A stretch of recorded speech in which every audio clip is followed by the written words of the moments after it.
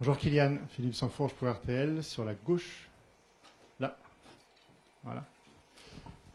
On vous voit en pleine forme en ce début de saison, physiquement affûté, on vous voit avec le sourire sur le terrain. Dans quel état d'esprit vous abordez cette année qui doit emmener l'équipe de France vers la Coupe du Monde, à la fois avec votre rôle prépondérant sur le terrain et celui de capitaine qui, on le sait, est à la fois extrêmement valorisant mais peut aussi être un poids supplémentaire?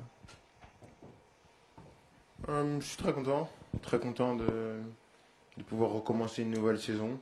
Je prends toujours ça comme une bénédiction de pouvoir être amené à jouer au plus haut niveau encore une année de plus à chaque fois. Je suis venu avec beaucoup de détermination, d'envie. Ça commence plutôt bien. Je pense que ça peut être encore mieux. Avec du travail et de la régularité, ce sera encore mieux, je suis sûr. C'est une grande année pour mon club, pour ma sélection, pour moi. Je pense qu'il y a tout pour faire des bonnes choses, mais maintenant il faut les faire. Et ça commence aussi dès demain avec la sélection, avec un parcours qui est pas facile et qui est important, qui sont les qualifications, qui font partie intégrante du cursus qui a amené à peut-être nous amener aux États-Unis. Donc on est concentré sur ça et j'essaye de pas trop me projeter sur ce qui va arriver cette année, mais surtout d'être concentré sur chaque match qui se présente à moi. Отже, дозвольте, я перекладу одразу, узагальнюючи питання, який був настрій і які плани на цьогорічний етап. В першу чергу до гравця. І відповідь така, що прекрасна форма, прекрасне самопочуття. Звичайно, один з найважливіших матчів почнеться завтра. Цей матч, напевно, нас призведе до виграшу і можливої поїздки до Сполучених Штатів. Як і в клубному житті, я теж намагаюся добиватися великих цілей, які я перед собою поставив. Тобто цей рік для мене важливий, я починаю його дуже натхненно. Il y a des très jeunes journalistes aujourd'hui. Des enfants au fond. Ah oui. Кажуть, що молоді журналісти сьогодні присутні, навіть діти. Bonjour.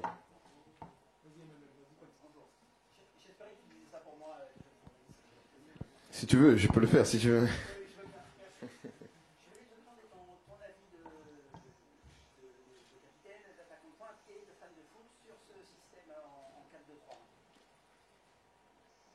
Qu'est-ce que tu veux que je te dise? Ton avis, qu'est-ce que ça t'apporte à toi? Est-ce que ça te convient? Qu'est-ce que tu trouves comme intérêt pour gêner les adversaires, etc. Bon, ce que ça m'apporte à moi, pas grand-chose. Je peux jouer dans n'importe quel système. Mais je pense que ça apporte beaucoup de choses à l'équipe. Je pense que ça peut t'apporter une certaine mobilité, une mobilité offensive. Parce qu'en fonction des profils, et quand on voit les profils qui ont y joué ces derniers temps, il y a beaucoup de mouvements. On essaye de toujours garder une position, mais ce n'est pas toujours une position fixe, ce qui permet de nous créer pas mal de situations, de permettre d'avoir une fluidité offensive. Je pense que sur les derniers matchs, on a une capacité à se créer des occasions, à être dangereux dans le dernier tiers qui est plus importante qu'à l'accoutumée. Après, ça a des risques. Ça a des risques en termes d'équilibre, ça a des risques au terme défensif. Et c'est là où il faut trouver le juste milieu pour que ça nous permette d'appuyer sur nos forces sans que nos faiblesses deviennent des trop grosses faiblesses, parce que je pense qu'on a pris trop de buts et on a concédé trop d'occasions lors du dernier rassemblement. On prend 5 buts contre l'Espagne, on prend 1 but ou 0 contre l'Allemagne. 0 contre l'Allemagne, mais en première mi-temps, on peut en prendre 3 ou 4 si Mike n'est pas là. Donc, non, c'est quelques ajustements, mais je pense que c'est un bon système compte tenu de l'équipe qu'on a, compte tenu de nos forces, compte tenu de nos faiblesses. Je pense que c'est un système qui est plutôt pas mal, mais je pense que je ne sais pas comment on va jouer demain, mais si on joue comme ça demain, on va essayer d'être dans la continuité offensivement et de rectifier le tir défensivement. Отже, узагальнююче питання відносно було саме для гравця, відносно зміни системи, по якій будується тепер гра національної збірної Франції. І, звичайно, було викремлено головне, що вона дозволяє зберегти сили, бути в більш нападаючій позиції, з розумінням того, що були обрані великі цілі, і вже було отримання, якщо правильно зрозуміло, вже було отримання 5 очків від Іспанії, 0 очків від Німеччини, і головні матчі лише попереду. Тому саме ця зміна тренувального процесу, зміна матчу і тактики матчу, вона якраз допоможе отримати рівновагу і набрати ті великі оберти, які були як цілі поставлені для гравців. Кіляна, вітання. А кого можете відзначити в складі збірної України і кого вважаєте лідерами в стані суперника? Bonjour Kylian. Quel est votre joueur préféré en équipe de l'Ukraine? Quel est le leader peut-être? Actuel ou ancien? Actuel. Non, non, actuel pour le match de demain. André Lounine, mais il est pas là. Лунін, але він не приймає участі. Merci. C'est tout? Il y a qu'un seul? Oui, c'est lui mon favori. Це єдиний. C'est mon préféré. Vous aimez les gardiens de but? J'aime mes coéquipiers. Bonjour Kylian, Dominique Séverac, le Parisien, sur ta gauche. Сказав, що мені подобається воротар і все, тільки один, більше ніхто. On est le 4 septembre, le Real a repris l'entraînement le 4 août. Est-ce qu'au fil de ta carrière, tu as appris à te préparer différemment pour encaisser une saison à 60 matchs? Et je voulais savoir aussi comment tu sors de la saison dernière. Est-ce que, parce que tu avais eu cette gastro aux États-Unis, est-ce que tu penses que tu joues trop?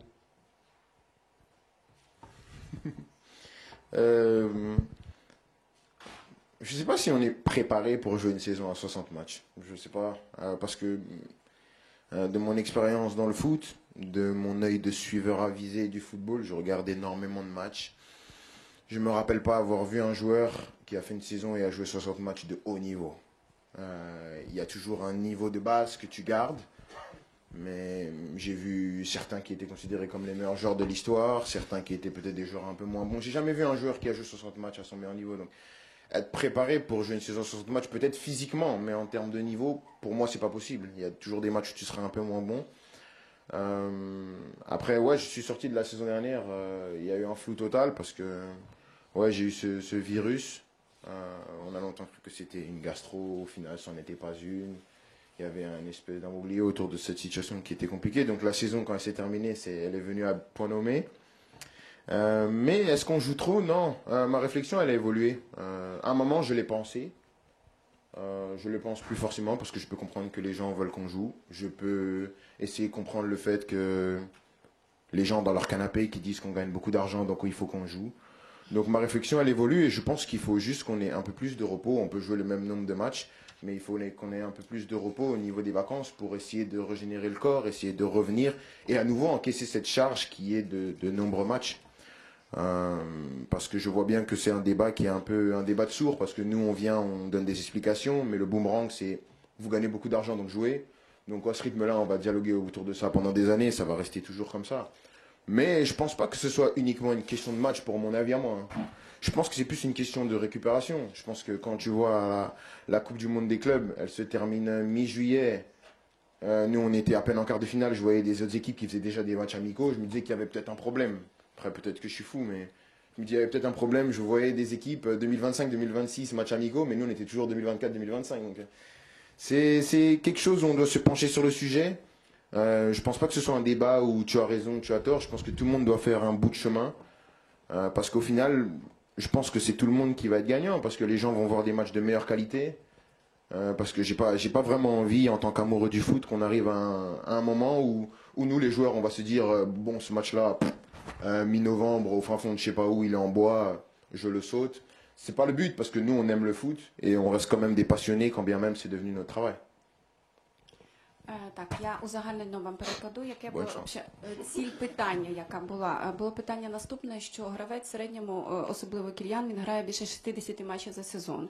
Як це впливає на фізичний стан і взагалі, ну, ментальний, якби відокремлено, як це впливає на фізичний стан і які є цілі по тому, щоб як відновлюватися. Площина була більш побутової розмови, тому що дуже багато фанатів, які умовно лежать на дивані, вони вважають, що футболісти заробляють великі гроші, але при цьому не хочуть звертати увагу на те, що плюс-мінус 60 матчів відбувається щорічно кожного гравця, вони не встигають відновлюватися, дуже щільний графік. І якщо ви візьмете, наприклад, відбір або фінал Кубку світу, то закінчується десь в середині липня матчі, деякі ще намагаються грати і товариські матчі, просто гравці, вони втрачають форму, як і сталося з ним, безпосередньо, коли до його, тому що він був дуже сильно навантажений, що додався і гастроентерологічний вірус, який сильно повпливав на його здоров'я. Тому ментально, як гравець, він зростає і вважає, що необхідно багато готуватися і працювати, але треба роздивлятися питання відпочинку і відновлення для гравців, особливо топ-рівня.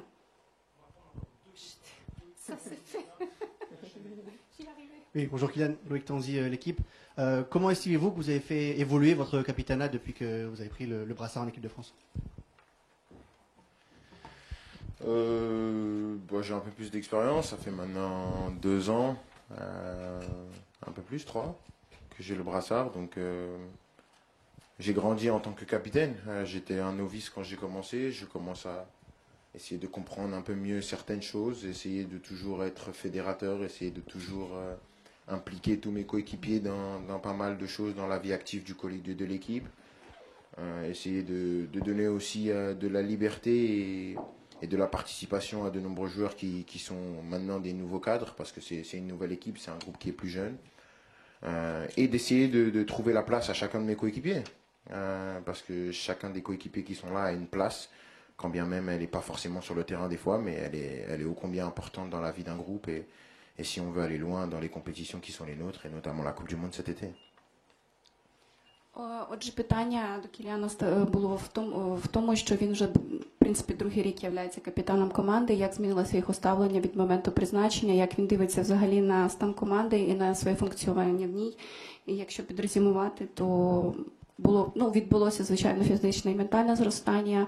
І він, як капітан, надає набагато більше свободи дій і розуміння для молодих гравців, тому що склад команди він дуже сильно змінився. І є певний розвиток в цьому. І якщо ми хочемо грати подалі з молодими гравцями і продовжувати в такому ж стилі, то мені треба еволюціонувати як капітану, звичайно. Kylian, bonjour, Arnaud Matoli, France Télévisions. France Télévisions, tout à fait. Ça fait longtemps que j'ai pas une question de France Télévisions. Qu'est-ce qui vous impressionne chez Didier Deschamps, sa longévité? Il lance une ultime campagne en équipe de France, vous le connaissez depuis longtemps. Comment il a évolué à vos côtés et comment vous le trouvez? C'est plus moi qui ai évolué à ses côtés que l'inverse, mais je le dis souvent, c'est un monument du football français. C'est quelqu'un qui a marqué l'histoire de l'équipe de France en tant que joueur. Il l'a fait en tant qu'entraîneur. Donc je pense que son CV parle pour lui, mais pas seulement. On ne peut pas réduire quelqu'un comme lui a seulement un CV. C'est quelqu'un qui est arrivé à un moment où l'équipe de France n'était pas ce qu'elle est aujourd'hui. Il a su être le gars qui remet l'équipe de France sur le devant de la scène. Et pour ça, je pense qu'il faudrait être éternellement reconnaissant, parce que voilà, sur les 2 étoiles qu'on a sur le maillot, il y a contribué sur les 2. Donc ça c'est vachement parlant. Maintenant, c'est sa dernière saison, d'après ses dires. Donc on va essayer de faire en sorte que ce soit la meilleure année possible pour lui. Et pour nous aussi, parce que c'est une manière aussi pour nous de le remercier de ce qu'il a fait pour l'équipe de France. Et on espère qu'il sera content le 19 juillet quand on sera au MetLife Stadium avec la Coupe du Monde dans les mains. Merci. Merci. Отже, питання було в наступному. Як працюється з Дід'є Дешамом? Яка була ваша еволюція біля цього величного тренера? І якщо брати узагальнюючу відповідь, то навпаки сам Кіліан більше зріс ментально та розвивався і еволюціонував біля тренера. Звичайно, це велика постать французького футболу, яка вивела французьку збірну на авансцену, і він вже дуже довгий час знаходиться на позиції головного тренера. І наша задача зараз, щоб він, я так розумію, це можливо його останній сезон як тренера, і ми б хотіли йому зробити такий подарунок і отримати Кубок світу, який ми будемо тримати саме в руках французької збірної. Merci.